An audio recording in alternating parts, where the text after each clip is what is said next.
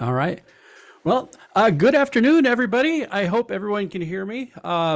Thank you for joining us right after lunch. So if you nod off a little bit, that's okay. I'll try and wake you up about halfway through.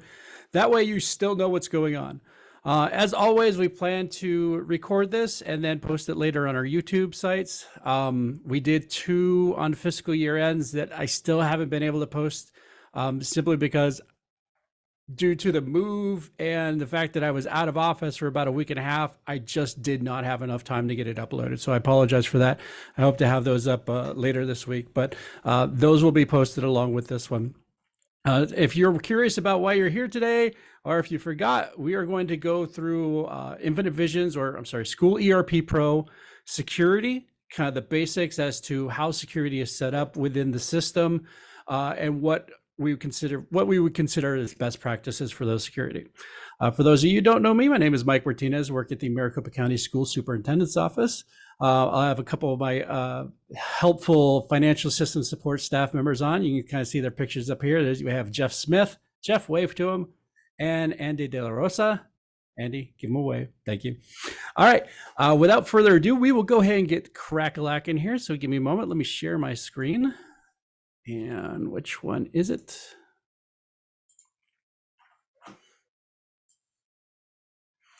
All right, everyone should be able to see my remote desktop screen, correct? All right, great. All right, so the first thing we're gonna do is we're gonna kind of go over the basics of how security is structured within the program. So, and there's been a lot of changes on it lately. I won't go into too much detail on some of the on some of the pro stuff. I'll try and get in there and touch on it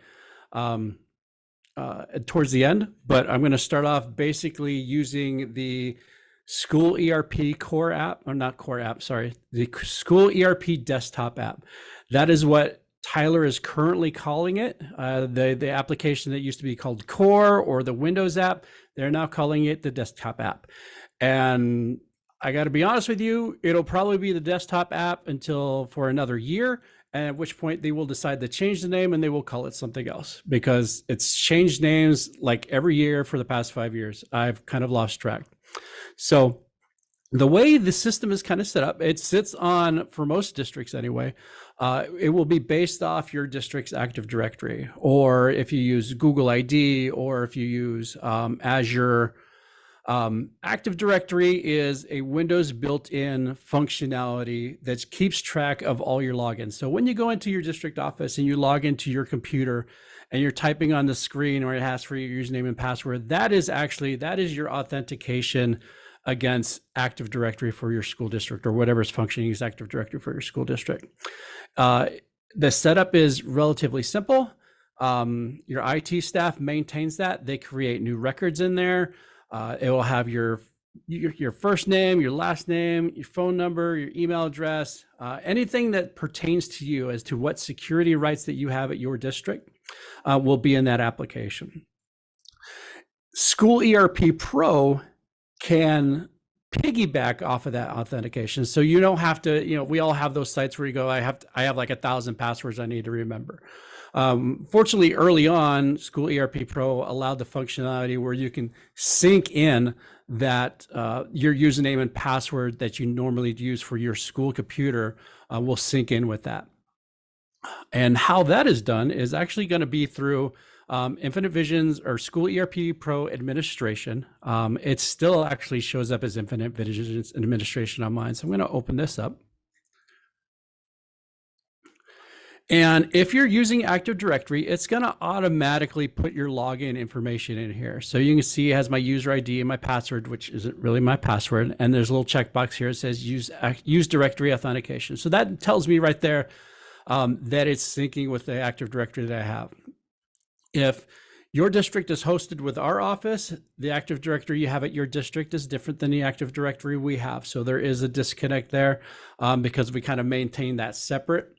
And there's reasoning for that. It kind of goes beyond the scope of this, but it is separate, and that's just one of those things we have to go over for now. And we'll talk about how that blends in with the portal a little bit later. Your security database information is going to ask you for your SQL server and the security database that you have set up. For most of you, I believe Tyler, if you're hosted by Tyler, some of the stuff should already be pre-filled. If you're hosted by our office, it should also be pre-filled. So I'm going to go ahead and click on login, and it's going to take me to the administration page. And I can look over here on the left-hand side. I'm going to show all my entities, and these are the entities that I have access to. Now, for most of you, that's just going to be your district. You're going to see your district in there, and then you'll see all your fiscal years associated with your district. Now, they split out a lot of districts if you use things like a connection group for student activities or auxiliary services or things like that. If you have separate connection groups for that, or you separate connectivity groups on that, Tyler has actually split out a lot of those. So you may actually have multiple entities in here. So in this case, it's just a training database. So I just see the one. Also in here, you have a list of modules and groups. There's not a whole lot in there. If you want to poke around there, you're welcome to poke around. It just lists all the modules that are available in the product. And then there's security, which is really only accessible if you are what the system calls a global user. And we'll get into that in just a moment here. So let's start at the base part. Let's start at the very core. We're talking about security here. So we're going to go into users. So under entities, our entity name, and then our users. And I'm just going to crack open my favorite test user, Crystal Ball. We kind of pick on her all the time. And let me kind of walk through what we're seeing here. Where did you go? What part did you miss? Oh, I went, this is administration. So there's a couple ways to get to administration. There's either a separate icon for it, or you can log into administration from the desktop application. I'll show you how to do that a little bit later, but this is School ERP Pro Administration. All right, on the user screen here, if we look in here, we have the user ID and the passwords associated with it, and we have net user ID. So if you're using Active Directory, this is what you're going to use to kind of sync this user account in with your Active Directory. For districts that we host, we set all this up for you the first time and then hand it over to your district administrator, and they will assign any particular rights to it.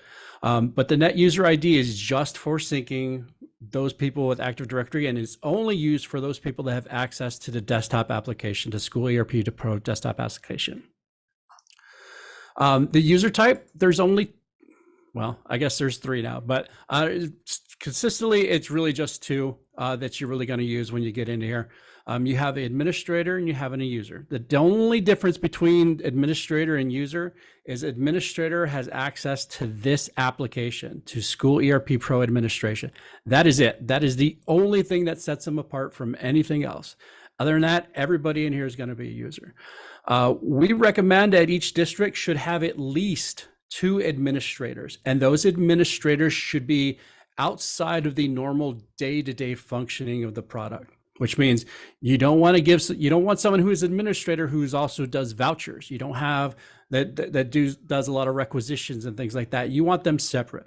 Auditors will usually tell you have your IT staff set up as an administrator and have them manage the users in here for you, which is great. But when they set up rights, what comes down to it, IT staff is not going to know exactly what screen someone's going to have access to. So there's a lot of working back and forth with your business manager, your CFO, to determine who has rights within the product and what kind of rights they have.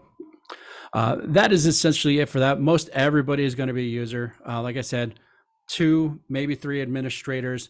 And that's mostly just to cover if someone's out of the office or someone goes on vacation and you need access changed, you need to have someone that is available to get in here and be able to change that access for those rights. The default user role, and we'll get into user roles in a little bit, this is the default role. So this Crystal Ball happens to be a payroll person or a payroll clerk. So we have a role set up in here for payroll. Most of these are, from what we've seen anyway, people have been very good about setting these up where they define exactly what it is that that person does. So like payroll or purchasing or warehouse, we've even seen roles that were specific to a specific person. So if I have a very specific screens that I need access to, someone might have set up a Mike Martinez's role. And that's perfectly fine until, you know, I quit or whatever. That's fine. There's nothing wrong with that. Set it up as specific or as generic as you need it to whatever meets your business needs at your district. So if you have, you know, someone who does AP, but they need access to this one other screen in addition, then just create a new user role for that person. Like, you know, we have purchasing number 2 or purchasing 3 or purchasing expanded, whatever happens to work for you. The little checkboxes down here, global user means that person has access to all the entities at your district. So if you had someone, if your district has a student accounts entity or an auxiliary support entity, if that box is checked, it means that person would have access to all of those entities within your district. If the box is not checked, it means they only have access to the entity in which their user account is in. So right now, I am in the MC Master Train entity right here. So without that box checked, it means this user, Crystal Ball, only has access to everything under MC Master Train here, not any other entities if they happen to exist. The other one, workflow user only. That's if they only have access to the web portal, to the school AP portal, old iVision stuff. They won't have access to core. They won't even see the access. And if they try and use a username and password to even get into there, it would just kick them back out or give them an error message saying that they're not authorized to be in there.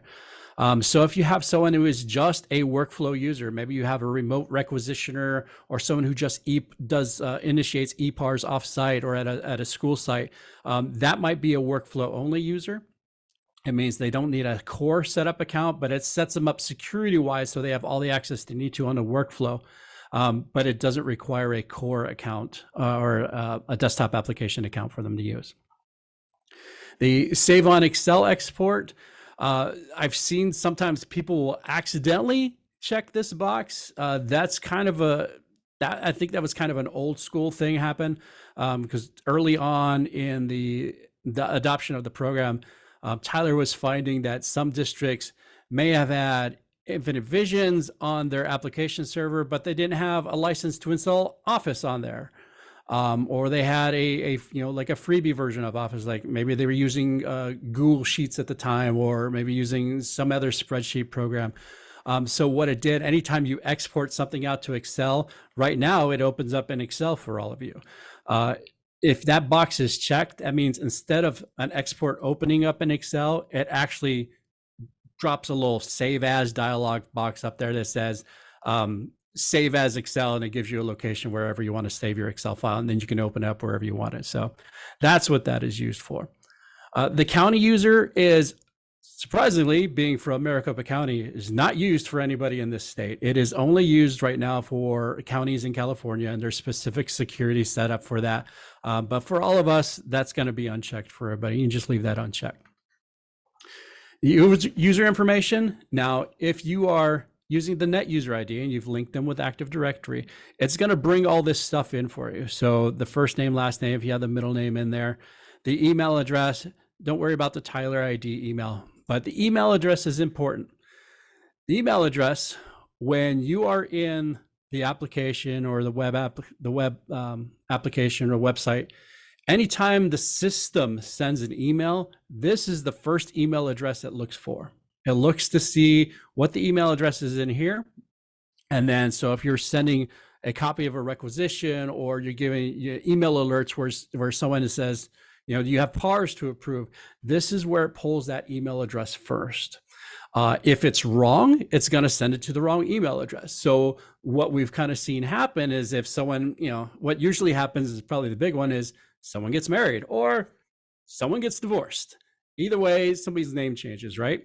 So if your name changes and someone goes into like Active Directory and changes your email address in here, but they don't come into this screen and change it in here, it's still going to go to that old email address. So just make sure that it's updated in here.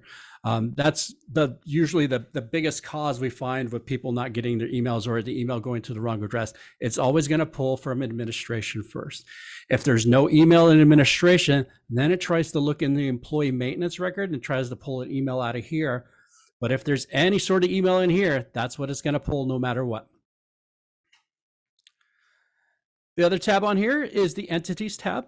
This is where you can go in here, and because there's only one entity in this training database, so if I pull up the entity in here, I will see down here at the bottom, and I will expand this out and see if it lets me. Yeah, okay.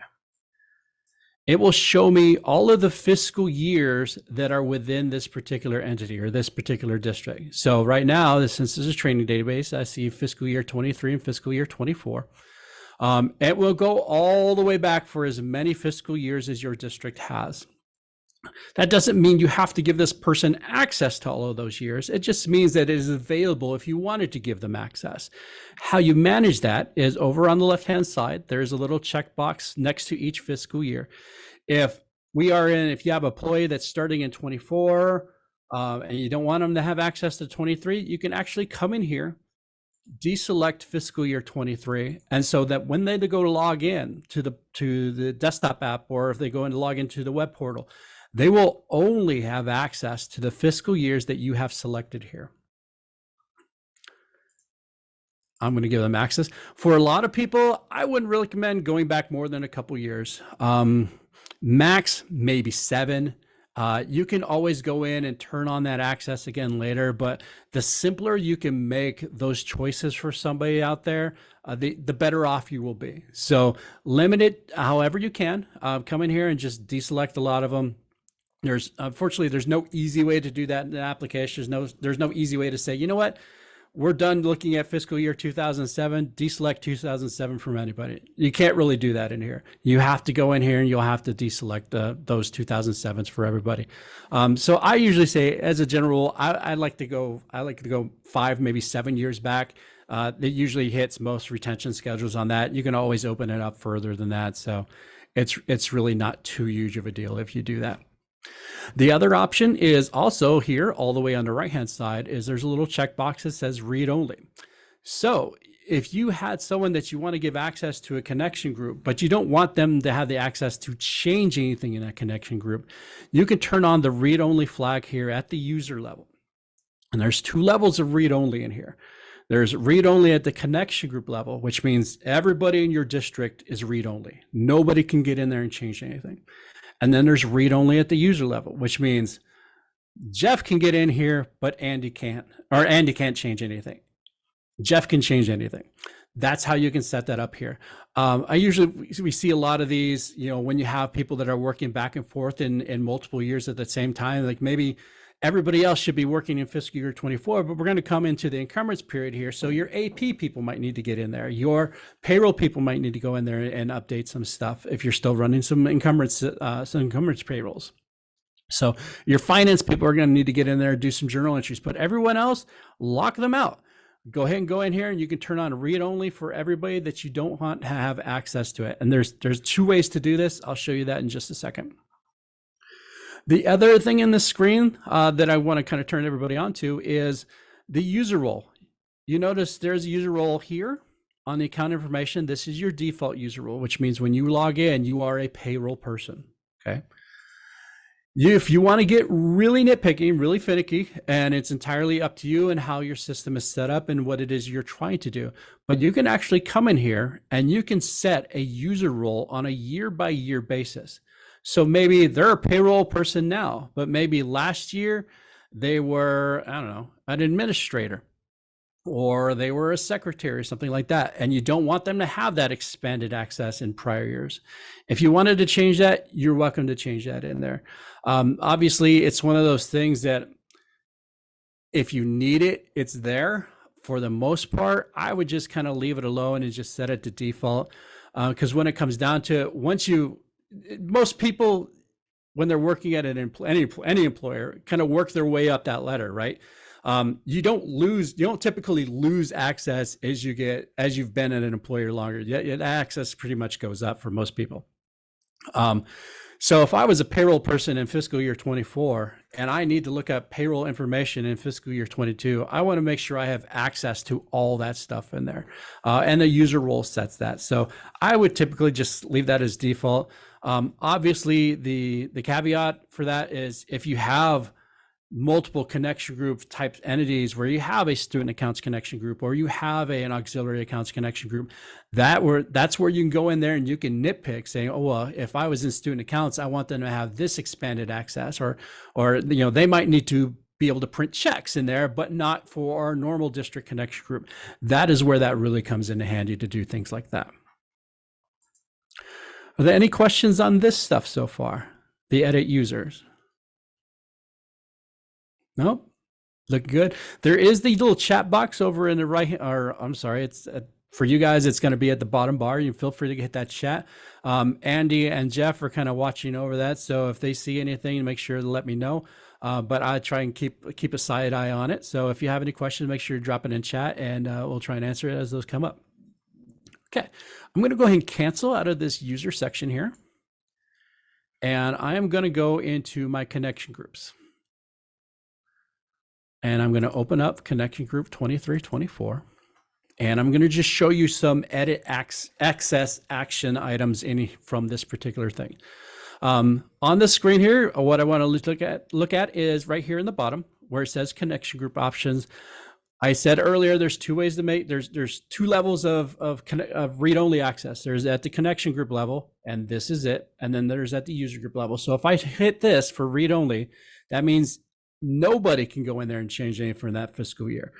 Our office for districts that we host, after the AFR is filed and done and you finished off with the fiscal year, usually at the beginning of November or whenever we do the fund balance rollover for our districts, we will come in here and we will turn that box on for all prior years because we don't want anyone going in there and changing an old year at that point. Can we turn it back on? Yes, obviously. But not really. There has to be a reason for it. We don't want people going into prior years and essentially changing the past, especially if it touches on things like finances and your general ledger and things like that.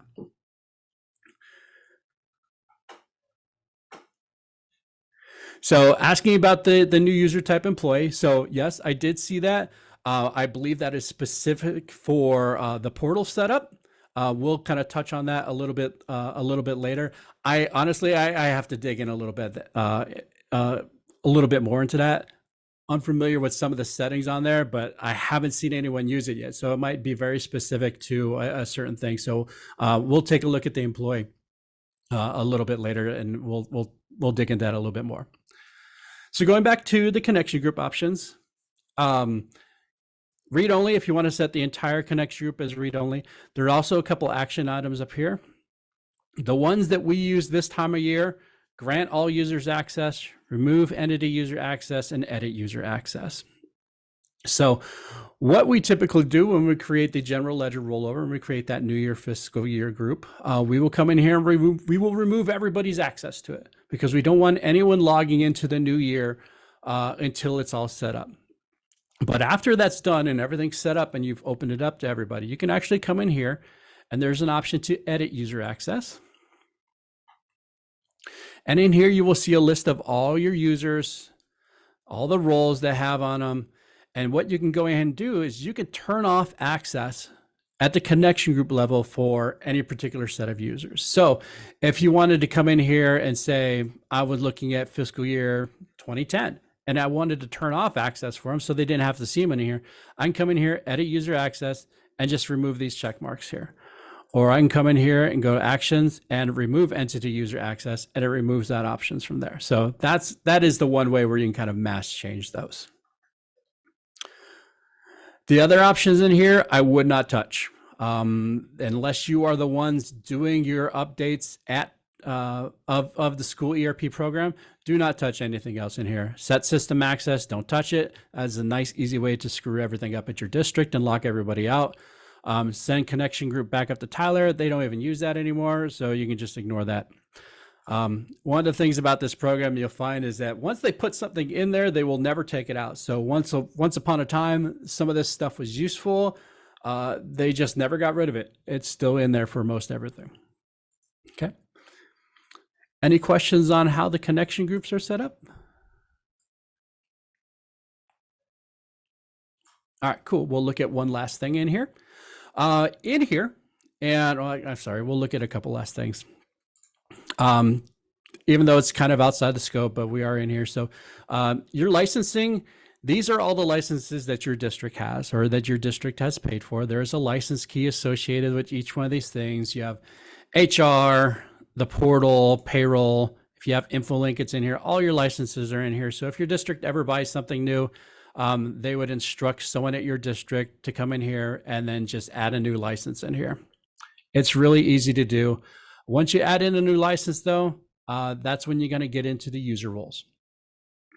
So under your user roles, this is a very plain Jane testing database set of user roles. You're going to have, in some cases, significantly more user roles than we have in here. So if you were a small district, this might be it. If you're a training district, it. We, at our office, we always set up at least one role that says no access. And this is a role that we set up as sort of a placeholder because when you create a new user, you have to put some sort of default user role in there. So we created a no access role. And if we open this up,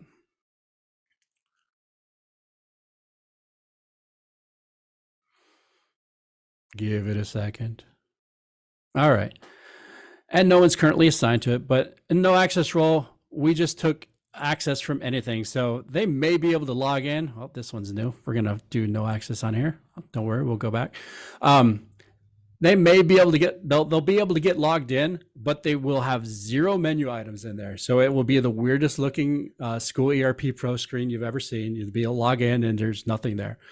So we set this up with new users. We'll create a no access role. If you're a district that we don't host, I would highly recommend someone at your district, whoever your administrator is, set up a no access role. It's a great placeholder, and it keeps you from accidentally giving someone more access than they should have.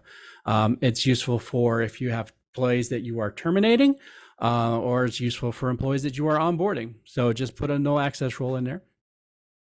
So let's take a look at one of the other roles here. So I'm going to open up, let's say open up payroll. That's always a nice juicy role to get into and show you how these user roles work. So far we've hit Active Directory. That gets you into the point where you can log into this, where you can log into the system.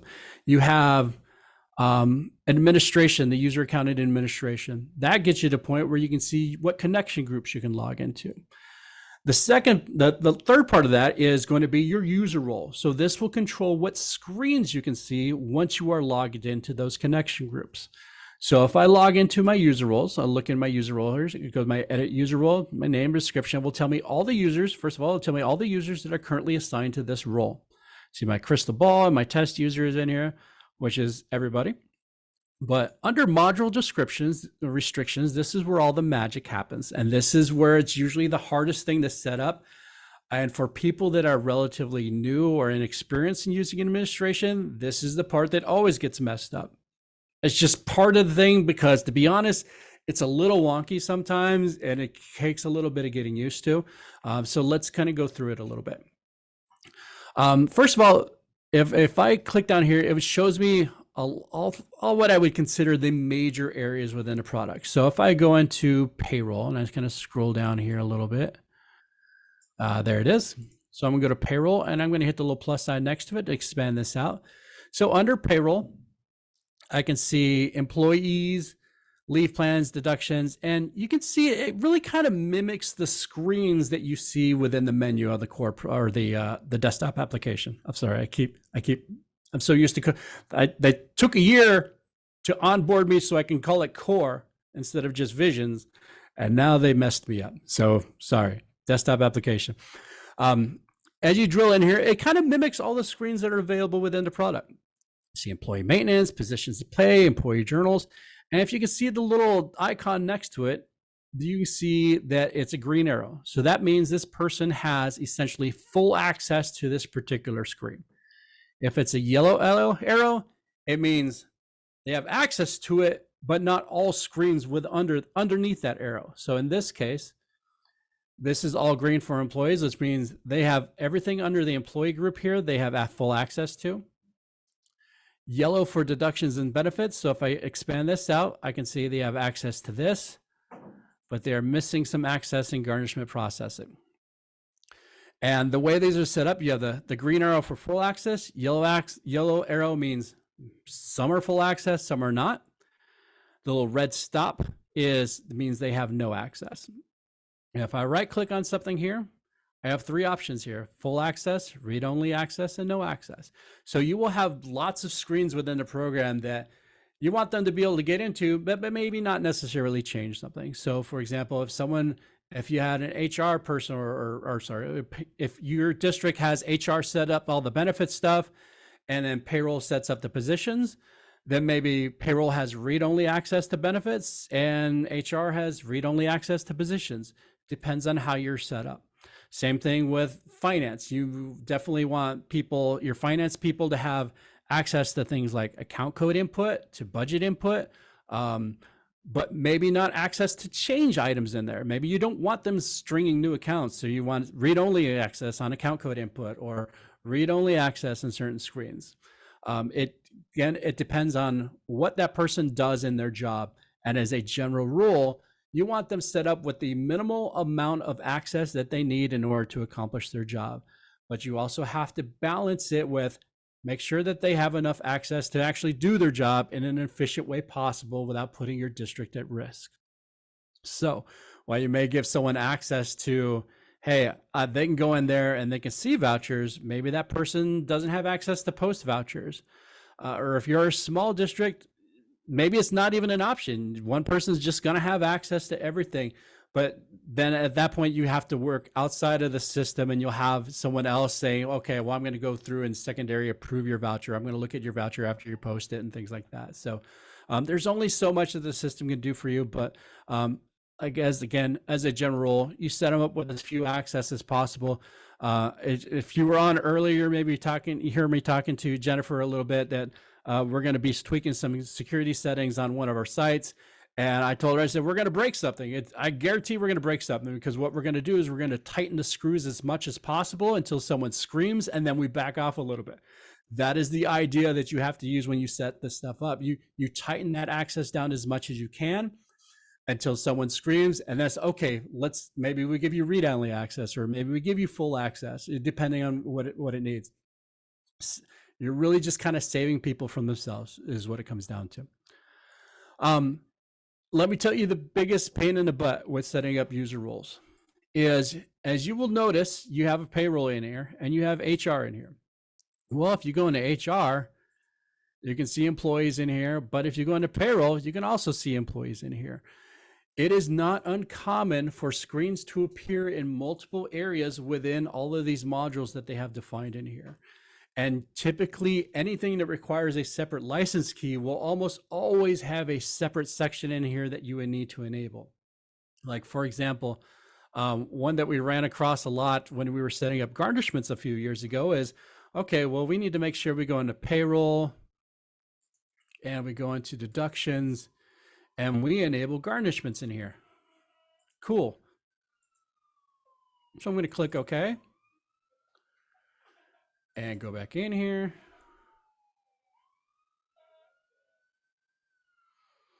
Because it's going to take a while. Go into payroll. Section benefits. Garnishments. Holy crap, it's all stopped again. It's all no access again. But I just went in there. I just enabled access for that. And then I saved it and exited out, and it kept reverting back to the previous access. That happens literally all the time. If you haven't run into it, it means you probably have not been into this program before. That's how often it happens. It is one of those things, because it requires a separate license key, and because you see it you could see it in multiple places, you actually have to make sure that you enable something in multiple places. So if I wanted to turn on access to garnishment in here, I'm going to put in here full access, change this. And if I scroll down this screen here, there is a separate garnishment area in here that I also have to do full access for in order for anyone to have access to it. And that happens a lot. If you run into problems, feel free to call. We're happy to help to try and troubleshoot. And we're usually pretty good, and we know most of these things where we have to go into multiple places. But it's one of those things that if you have that happen to you, you're going to have to go back in there and then make sure you find it in whatever other place it is. The other thing you will notice in here is maybe stuff that doesn't pertain to you at all. Things like maybe you don't use the substitute interface. Maybe you're not in Texas and you don't use this particular report. So I'm going to do no access on here. Does it matter if you put no access or full access on there? Likely no, because you don't have a license key to use it. And you're not in the state some of these items are possibly in. So if I'm not in California, there is no way I'm going to see this CA retirement set up unless I'm in California, unless my system is configured to be in the state of California. Same thing with Nevada. So I could leave all these the same. It really depends on how, let's say, how deep the ADHD runs in you. Okay. For me, I'm like, this bugs the hell out of me. If I'm looking at this and I was like, well, I don't want access to this. I would just go in here and change this to no access, because that's just the way I am. If I left it in full access, it's not going to do anything at all, because again, I don't have a key for those additional items, and I'm not in the states for those additional items anyway. So I'm not going to see them. And that's how those roles are set up. And you can set up as many roles as you can. I would recommend periodically coming in here and just sort of auditing these user roles and auditing these users, definitely auditing users at least once a year, auditing the user roles and make sure everybody is in, has the access that they need for their job. Or maybe if they've changed that, they might have to change the access in here. Hopefully by a lot of that, you've discovered that. But what we usually find in those situations, we have a lot of, maybe there's a lot of terminated employees in here, because when you term somebody in School ERP Pro, that doesn't mean that this access disappears. Even if you disable them in Active Directory so they can't actually log in, that means they're still in here and they're going to show up on that user role listing. You know, every year, the auditor's going to come in and say, give me a user role listing for your district. That's where this information pulls from. So they're still going to pop up on there. So just go in there and remove that person out of there. If you delete a person out of administration, that doesn't mean that they will disappear. All the recs disappear, or all traces of them disappear from your program. It's still tied in there. You will still see a requisition that Mike Martinez did, even though Mike Martinez doesn't work for you anymore. You'll still see that requisition in there. It just means that I won't be able to go in there and do anything with it. I won't have access to that. So set it up. If you have lots of user roles in here that no one's using, feel free to delete them. If you need new user roles for new access, feel free to come in here and add them. One thing about the product is anytime they add something new in here, it automatically shows up as no access. So if you purchase something new or purchase a new license, maybe you got InfoLink now, or maybe you got the portal now. Maybe you started implementing EPARs at your district. So you need to go in here and you open up these user roles, so people will have all that access that they need. And this is where you're going to make those adjustments. Any questions on user roles? No? All right. I do want to show one more thing in this program here before we close out of administration, and that's the security down here. And you will only see security if you are set up as a global user at your district, which means you have multiple entities. For most of the districts that we host, our office is typically the only global users that are set up at your district. Does it have to be that way? Not necessarily. If you have multiple entities, there's a reason that you would do that. We are set up as a global users just to kind of segregate ourselves from the normal workflow of everything that you see within the program. So we've kind of done that as sort of like a more of an organization thing than anything. But under security, it's kind of the same thing. You have global users, you have global user roles.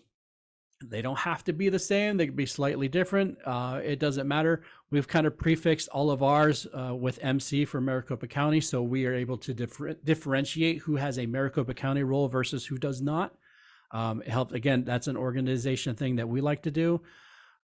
You can do something similar at your district. Maybe you have a user role. Maybe everything starts with the first two letters of the module that they're in. So all payroll people have PR next to them.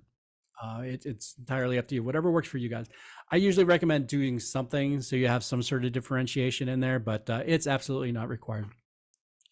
The other last place that I recommend looking is all users. And I will usually say, go in here and look at least, again, once a year, I would go in here and audit this stuff. And here's the reason for that.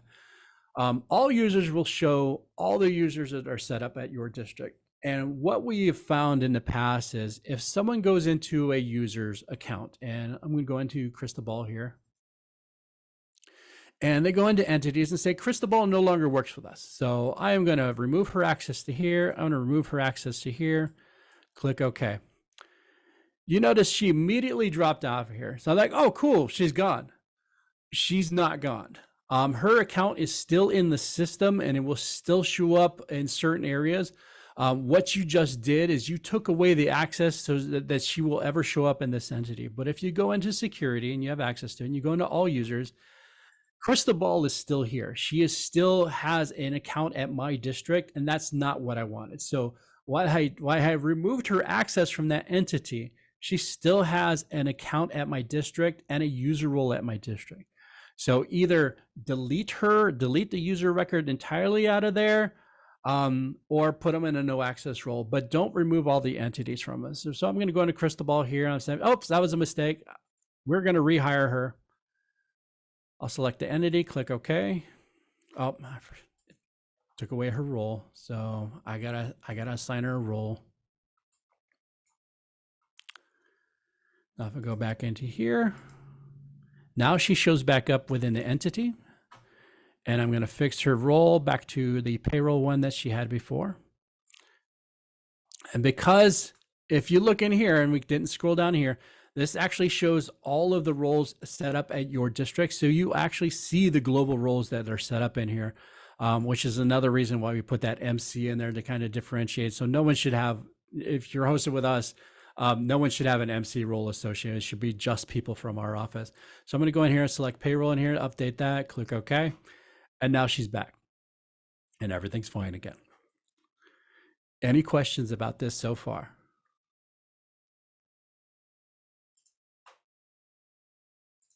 All right, great. So now that we've looked at School ERP Pro, we looked at administration. So that is at this point, so that we set up Active Directory level 1, the user role in administration level 2, the user account in administration is your second level, the user role in administration, so that's your third level of access control. So let's go into the fourth level of access control, and that's going to be within user security. So I'm going to close out administration here. And I'm going to open up Infinite Visions. And I think I have it open here. Nope, I do not. So give me a second here. I must have closed it. Okay. Everyone's seen this screen before.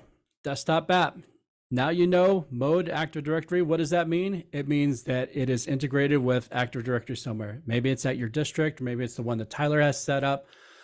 For districts that we host, that is a separate Active Directory that we set up. So all this username, user ID information is automatically in there for you. There's no need for you to put anything in here. Connection groups, these are all the connection groups I have access to that were given to me in my user role administration. So I'm going to log into 2324. Go ahead and click login.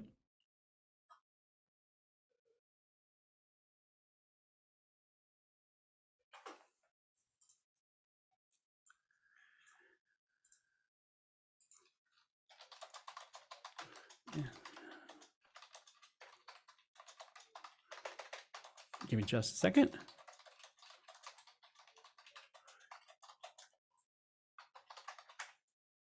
All right, so now we're in Infinite Visions, or sorry, School RP Pro. In security, and this only a handful of people should have access to security. Again, I would recommend at least 2, 3 if you can swing it. If not, it's gonna really hamstring your ability to do much. So in security, we're gonna go into user security. Open this up. All right. So if you see this before, I would exercise great care of this because we've seen the program mess this up. But here's the way it should work, and it works 99% of the time. What it's telling me is user security records for users exist for users that are no longer in administration. Do you wish to delete them? So prior to us coming online today, I cleaned off some old test users that were in administration that I didn't need anymore. So what it's telling me is there is now user records or security records in user security that for people that no longer have access to your district. So typically you're going to go ahead and hit yes on here. And what it will do is it will remove the last remnants of those user security profiles from the system. So I'm going to go ahead and click yes. and it cleans this up. And in here, I can see all the global users and all the normal users for this particular entity. And I'm going to drill into Crystal Ball here. And if you're ever curious, that user role listing that I talked about earlier that your auditor always wants, it's really kind of based off what's ever in here. If you see a person in here, they're going to show up on that user role listing. And if you see a person in here, that means they're in administration. So you can see how everything just kind of chains together. So for user security, once I open this up, there's really only a handful of places that need to be looked at before you kind of move forward here. So first of all, it's going to ask you for a DAC. Many of you have probably heard or seen those issues or seen those prompts when someone goes to log into the desktop application and they get the little pop-up message that says user has not been set up in user security, blah, blah, blah, and then doesn't let them do anything. That is because they don't have a DAC set up in here. And that is short for distributed accountability centers. And that, to be honest, I don't know how long that terminology is going to be around. For those of you that have the portal, you probably are familiar that that's already changed. And to be honest, it skips me off the top of my head what they're calling it. But what it is, it's the DAC, and it's the logical breakdown of your district as far as sites are concerned. So every school site's going to have a DAC. You'll probably have a DAC for technology. You'll probably have a DAC for transportation. You'll probably have a DAC for food services. You'll probably have a DAC for special ed, things like that. So those DACs need to be set up, and they will control what a person has access to once they've logged into the system or a part of that access anyway. So for the DAC in here, it's going to require me to choose a DAC. It's one of the required fields. In my test district, I only have one DAC in here, so it just has the district office DAC. So I make sure that's selected. The other thing that I would recommend doing for everybody is if this person is an employee at your district, hit this drop down and then go ahead and you would choose which employee in employee maintenance that this person is actually linked to. So Crystal Ball is, I'm going to link this to Crystal Ball. So that means that if someone is, it really helps when things like EPARs, it becomes very important because it determines who your supervisor is and how that supervisor account is linked to other security rights within the system. So even if you don't have the portal, if you're not using EPARs, just good practice, come in here, set that employee in there, set the DAC for the district office. The other required option in here, your, where did it go? Okay. There it is. I'm sorry. Brain seizure right there. All right. User security role is your other option here. Again, this is a training database, so I only have one user security role in here. We talked about in the user role in administration, lets you know what access to which screens you have access to. User security role goes one step further and tells you what access you have to particular fields within those screens. So for example, I might have my user role grants me access to employee maintenance. So I can go into employee maintenance, but maybe my role at your district does not allow me the ability to see or edit or update social security numbers. So I can create a user security role, and we'll get into that in a second where that's set up, that limits my ability to see or edit social security numbers. Same thing you can set up for like vendors or, things like that. Anything that requires field level security, which is usually going to be things like, employee positions, employee maintenance, field level security, which means not just the screen, but those particular items on the screen, what do you have access to, and what can that person change while they're in that particular screen. So then that is an additional layer of security on there. Other options in here, if you use PARs or use EPARs, you'll have a PAR security role set up for you. This training database is not set up for that. So we just see that blank in here, but if you use them, you're going to have a PAR security role in there that allows what access to which PARs a person has access to. So maybe you don't give everyone access to a PAR that starts the termination process. That's probably your best practice or your best case scenario there, is you kind of limit access to who has access to which PARs. But maybe someone at your site or a school site has access to request a new hire or fill a position, then you would give them access to that. So you can set up different security PARs for things like that. Question came across, what is an example of why I'd want to click no for deleting employees that I've removed from admin? So We have seen instances where there was a bug in that screen before. And to be honest, it's one of those things that kind of rears its head every once in a while, and it's almost impossible for us to reproduce most times when it does pop up. That's why I said 99% of the time, you're going to go ahead and click yes on there. The reason you click no is if you still want to see those user security records in there for history purposes. For example, maybe you were logging into an old year, and that person that is working at your district, or is not working at your district now, but maybe they worked at your district 5 years ago. Maybe you still want to see what security access they had 5 years ago. That would definitely be an example of a time that you would click no. As I mentioned earlier, there was a time where we saw bugs that if you clicked yes, it actually removed everybody's user security in there. To be honest, relatively simple to fix and put back in there. You either, if you're hosted by us, it required a call to us and we would fix it, or if you're hosted by Tyler, it required a call to Tyler and they would have to fix it, restore some of that security information from a backup. But again, that was it's maybe happened a couple times, and I think it's only happened to one district, and we haven't seen it for at least 2 to 3 years now. So but other than that, like I said, if you're looking at something in an old year, that would be a case where I would probably click no on there, just to keep that sort of history in there. So I hope that answers your question. The other items within user security, these are going to, again, detail what items you have access to, like your PO approval limit, for your purchasing people. If someone can print checks, if someone has access to post vouchers, you can allow them. In here, there's action allowed to post AP vouchers. There's also one to post payroll vouchers. So there's a little checkbox in here. Again, those are really going to be dependent upon what your school district has and who's doing what. Like I said, minimum access possible in order to do the job. And that's that. Kind of goes across that.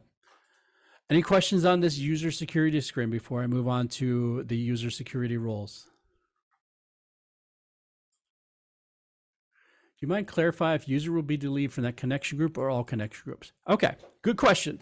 So in administration, you have one administration that covers everything at your district. So Mike Martinez in administration is Mike Martinez for all connection groups at that district, okay?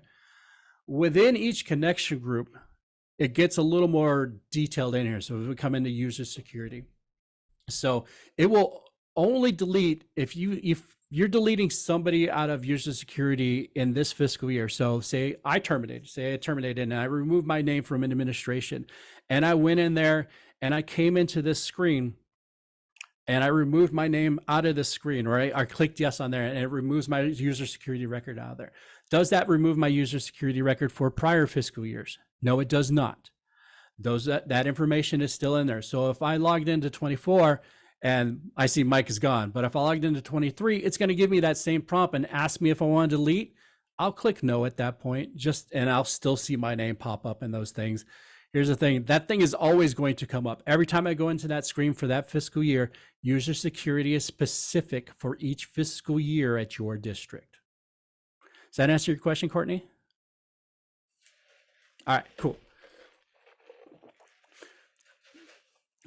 Sorry, the question was, do you mind clarifying the user will be deleted from all connection groups or from that connection group or all connection groups? So it's only for that connection group. So if you delete some from that connection group, it's only for that connection group. If you delete from administration, they're gone from administration forever out of there. But you'll still see them in user security for those fiscal years. Other question, what is the override signature field used for? So you can have an override signature. So for those items that require a signature, like maybe POs or requisitions, if those items require a signature, you can actually set up an override signatures for, and this is mainly you're going to use for something like, if you have a separate connection group outside of a separate entity, but separate connection group for like student activities or auxiliary accounts. Maybe you want the signature to be from whoever's over your student accounts or from whoever's over your student activities or your auxiliary accounts. So you can set up an override signature for that person so that somebody else's name shows up on those requisitions when you print them, or those POs when you print them.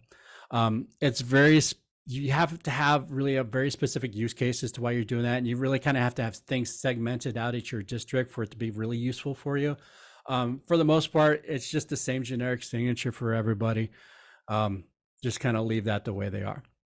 So if you ever run into a situation where you need somebody else's signature on your PO besides what like your superintendent or your CFO, if you need somebody else's signature for something someone specific is doing for your district, that's when you use that override signature.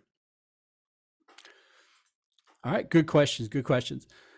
Okay, I'm going to go ahead and click OK, save my user security for crystal ball. And I'm going to close out of user security. I am next going to go, if I drill down to user security, workflow configuration, I'm going to go into user security roles. And this used to be called the payroll users or payroll security role, something. They kind of made it more generic to user security role because then they started adding in more stuff in there. So I'm going to go ahead and open up the user security role. And I believe I only have one in here. If I was right, I have a full access. And just as a general rule, never have full access. There shouldn't be it should be a full access for, I mean, somebody's going to have it for some sort of testing, and usually at your district, you really shouldn't have anyone with a full access anything on there. That's just good practice, best practice if you can get away with it. If not, then can't. All right. So under security role, and I'll go to edit security role.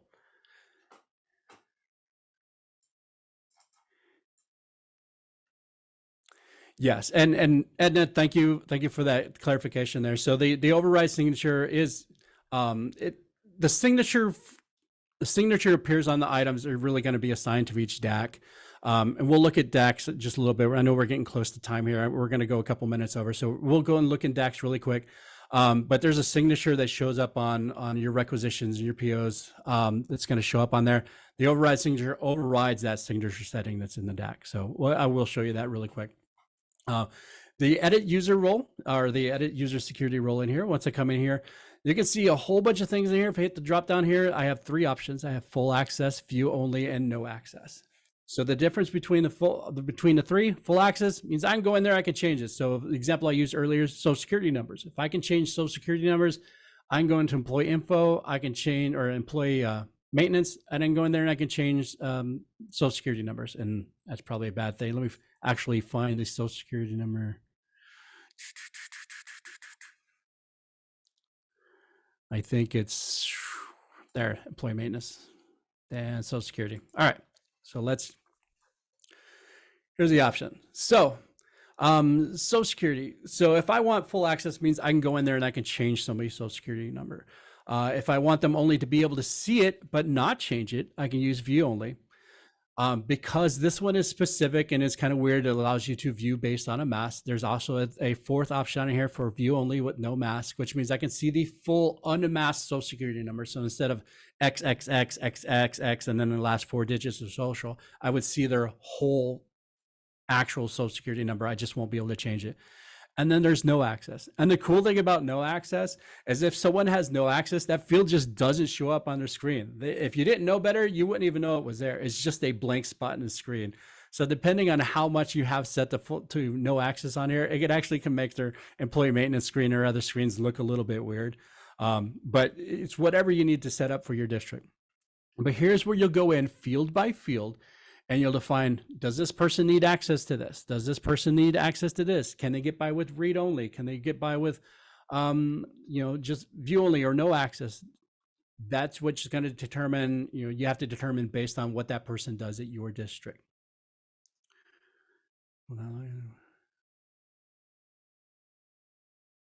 Okay. And that you're going to set up for all of these screens in here, and you see employee pay security. So these are all the positions.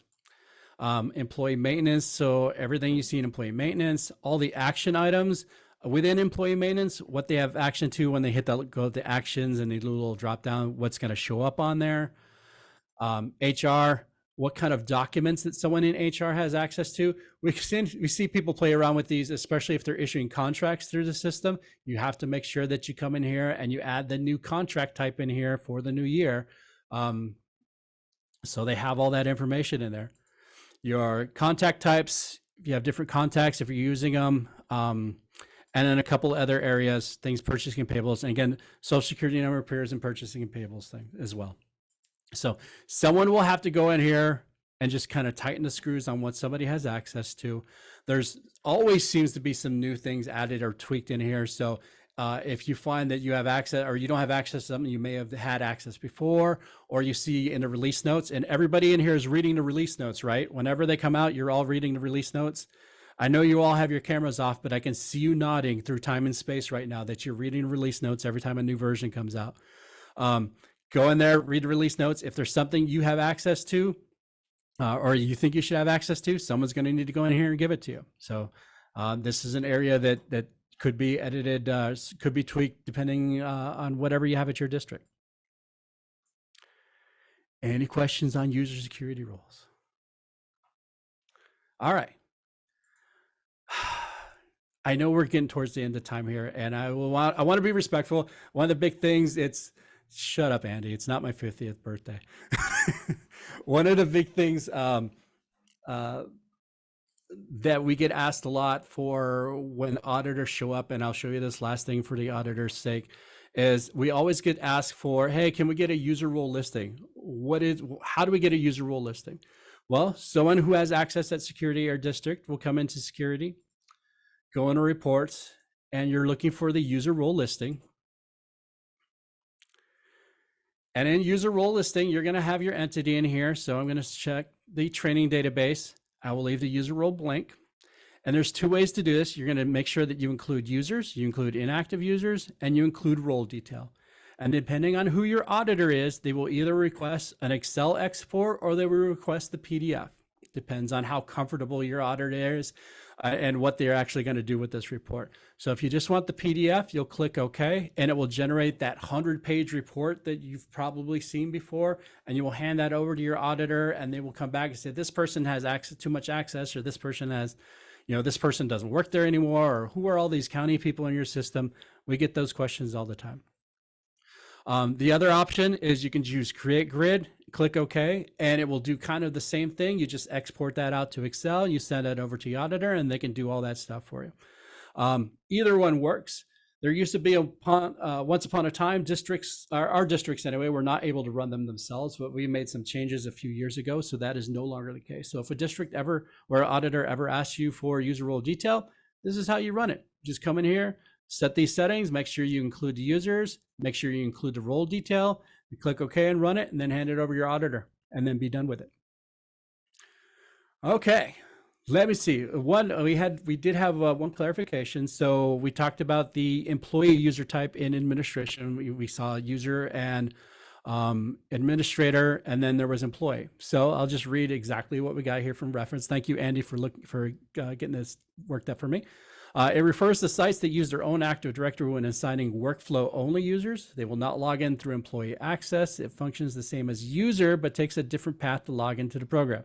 And that is directly from the mouth of Tyler. So that being said, don't use it. That's just going to be, if there's ever a case that you have to use it, you will know that you have to use it. But most everyone's going to be a user, or going to be a user or an administrator. So thank you, Andy, for taking care of that. All right. That is going to be it for time today. I know there were some questions for part 2. We did kind of get through most of it. We didn't get through all of it. This was one of those things. And I'll throw Courtney under the bus here. I was like, oh, is it too late for me to submit a topic for the ASBO Summer Conference? Because I lost track of time. And Courtney says, yes, it was way too late. So I said, well, heck, I'm going to do a mini session on it. And we're going to cover it anyways. So here we are. So you essentially got an ASBO session for free. Feel free to send your registration check over to Mike Martinez, care of Maricopa County School Superintendent's Office, and Andy will deposit it for you. Thank you very much. Does the active checkbox on the edit user screen really turn anything on or off or limit system access? So you're talking about the in administration, the active checkbox in here. So just to make sure we're all on the same page, let's go back in there and take a look. In users, oops, crystal ball. Does this active checkbox do anything? Yes, it does. If someone is no longer with your district, That is how you would normally deactivate access from someone at that district. Come in here, turn off the access box. And there's also this little show update notice. I'll tell you what it does, but I'll tell you to leave it checked. You know, when you log in after an update is done, it says a new update has been loaded. Click here to go to all the release notes. That's what turns that on or turns it off. I would just leave it on. Just leave it on. Force them to read the release notes. Yes. So as a general rule, when someone is terminating, what we like to do, at least for the first year, we usually don't delete somebody right away, or don't tell anyone to delete someone right away. Hey, come in here, send them, turn off the active box, change this default user role, change it over to no access, and then just leave them sit there for a year. Think of it as the way you kind of, when we tell you how to process W-2s, you don't turn on that archive checkbox until they have been gone for a year and have no fiscal, no calendar to date earnings. Think of it as the same way with user access. Come in here, we change the user role. Any one of these things will keep somebody from logging in. This is just we're going to make sure all our boxes are checked, or in this case, unchecked, to cover all our bases. So that's what we would recommend to do as our best practice in our office. If you can't delete them. Yes, Courtney, do not delete somebody, especially if they are in the approval workflow. You won't be able to reassign an approver. So do not get delete happy. I'm a delete happy person. I really am. I hate seeing junk on there.